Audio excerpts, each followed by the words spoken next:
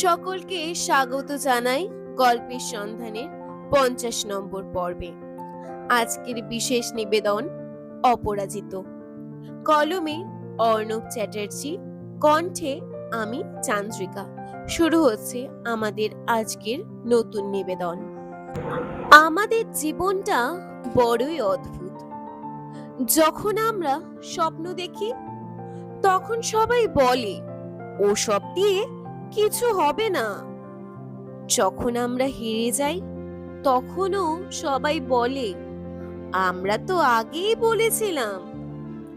আর যখন জিতে যাই তখন সেই মানুষগুলোই বলে আমরা জানতাম তুই পারবি। কিন্তু সফলতার গল্পগুলো কখনোই শুধু জয়ের গল্প নয়, সেইগুলো হাজারটা কান্না, হাজারটা ব্যর্থতা আর হাজারটা হার না মানা রাত্রের গল্প। এটা তেমনই এক গল্প, একটা ছেলের গল্প যে জীবনে বারবার হেরেছিল, তবু শেষ পর্যন্ত অপরাজিত ছিল। ছেলেটার নাম জিৎ। নামের মতোই সে সব সময় জিততে চাইতো। ক্লাস 11-এর ছাত্র, পড়াশোনায় মোটামুটি, কিন্তু ফুটবলে ছিল তার জীবন।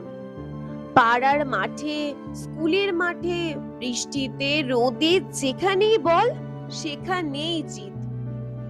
একদিন স্কুল থেকে একটা ট্রফি নিয়ে বাড়ি ফিরল। মা মা দেখো, আবার কাপ পেয়েছি। মা ট্রফিটার দিকে তাকিয়ে একটা ছোট্ট হাসি দিলেন।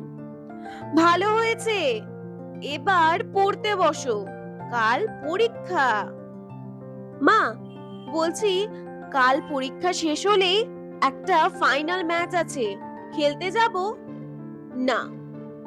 কেন? কারণ তোর বাবা জানলে রাগ করবে, তোর ভবিষ্যৎ ফুটবল নয়। জিৎ চুপ করে গেল, কিন্তু তার চোখে তখনও মাঠের সবুজ ঘাস। পরের দিন পরীক্ষা ছিল।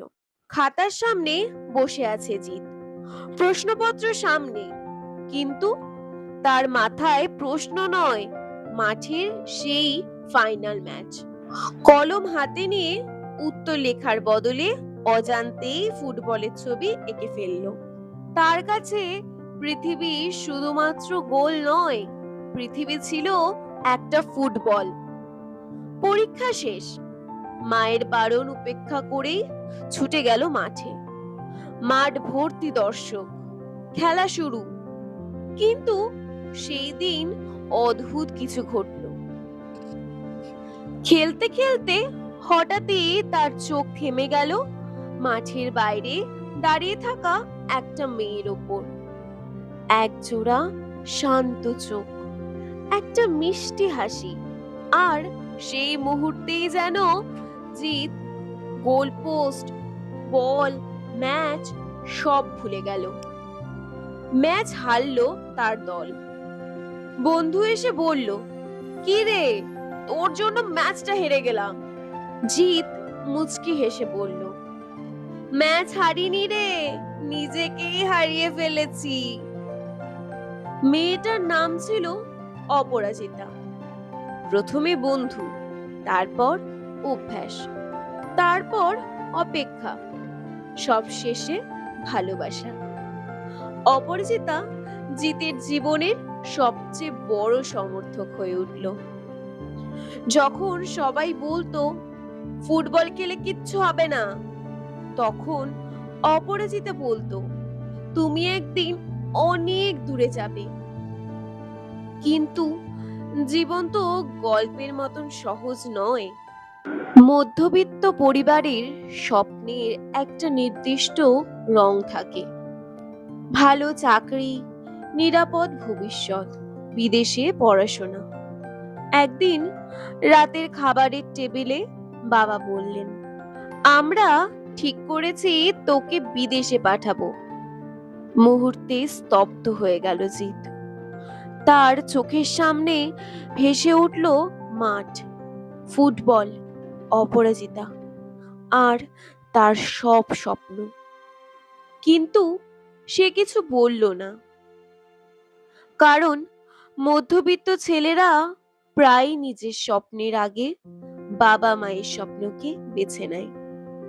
বিদেশে যাওয়ার আগের দিন, নদীর ধারে শেষবারের মতো দেখা। অপরাজিতার চোখ ভেজা। তুমি আমাকে ভুলে যাবে না তো? জিৎ হাসলো। শ্বাস নিতে ভুলতে পারি, তোমাকে নয়। অপরাজিতা নিজের গলার লকেট খুলে দিল। এটা রাখো, যতদিন এটা থাকবে ততদিন বিশ্বাস করব তুমি ফিরবে। জিৎ লকেটটা বুকে চেপে ধরল। সেই দিন দুজনেই খুব কেঁদেছিল, কিন্তু কেউ কাউকে দেখায়নি। বিদেশে পৌঁছে শুরু হলো নতুন জীবন। বিদেশে চলে যাওয়ার পর জিতের জীবন ঠিক কেমন কেটেছিল, কেমন করে সে সবকিছুর সাথে লড়াই করেছিল, সেটা জানতে হলে আমাদের চ্যানেলটিকে সাবস্ক্রাইব করে পাশে থাকুন। গল্পের পরবর্তী অংশ শোনার জন্য গল্পের সন্ধানের সাথে জুড়ে থাকুন। নতুন দেশ, নতুন মানুষ, সাথে নতুন লড়াই। কিন্তু পড়াশোনা আর এগোলো না। চাপ বাড়তে লাগলো, ফলাফল খারাপ হতে লাগলো। একদিন সব শেষ, জিৎ ড্রপ আউট হয়ে গেল। ছোট্ট ঘরে একা বসেছিল সে, হাতে অপরাজিতার দেওয়া লকেট, চোখে জল। আমি আর পারলাম না, মা বাবার স্বপ্ন পূরণ করতে পারলাম না, নিজের স্বপ্নও না। আমি আবারও হেরে গেলাম। সেই দিন অনেক কেঁদেছিল সে, হয়তো জীবনে সবচেয়ে বেশি। টাকার অভাবে একটা গ্যারেজে কাজ শুরু করলো। সকালে মেকানিক, সন্ধ্যায় ক্লান্ত শরীর।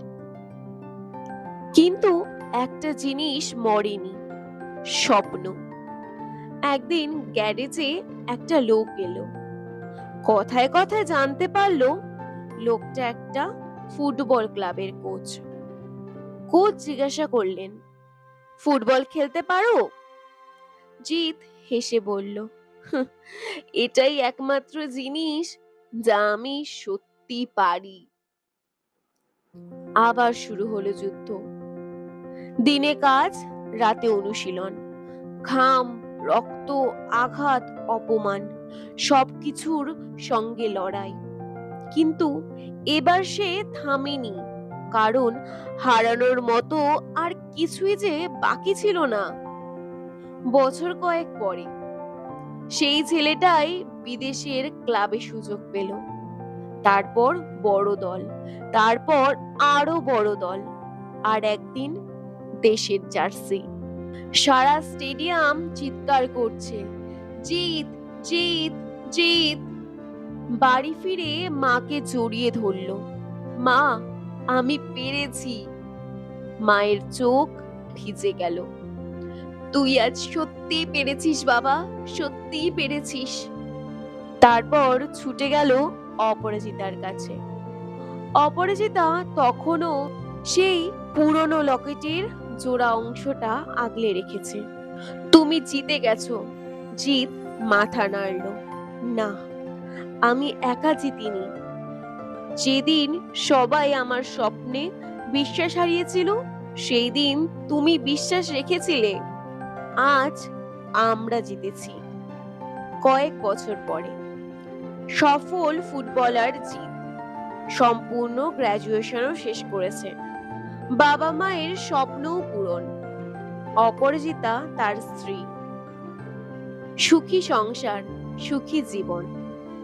একদিন এক সাংবাদিক প্রশ্ন করলেন, স্যার, সফলতার মূল মন্ত্র কি? জিৎ একটু হেসে বলল, অন্যের সফলতাকে হিংসা করবেন না, তার পরিশ্রমটাকে দেখুন। কারণ সবাই জয়টা দেখে, কিন্তু রাত জেগে কান্নাগুলো কেউ দেখে না। সাংবাদিক আবার প্রশ্ন করলেন, আর সুখী দাম্পত্য জীবনের রহস্য? জিৎ দূরে দাঁড়িয়ে থাকা অপরিচিতার দিকে তাকিয়ে পড়ল। 4টি ম্যাজিক্যাল ওয়ার্ড, আমি তোমার পাশে আছি। কারণ ভালোবাসা মানে শুধু হাত ধরা নয়, ভালোবাসা মানে যখন পুরো পৃথিবী তোমার স্বপ্নকে ভুল বলবে, তখন একটা মানুষের নিঃশব্দে বলে ওঠা, আমি বিশ্বাস করি তুমি পারবে।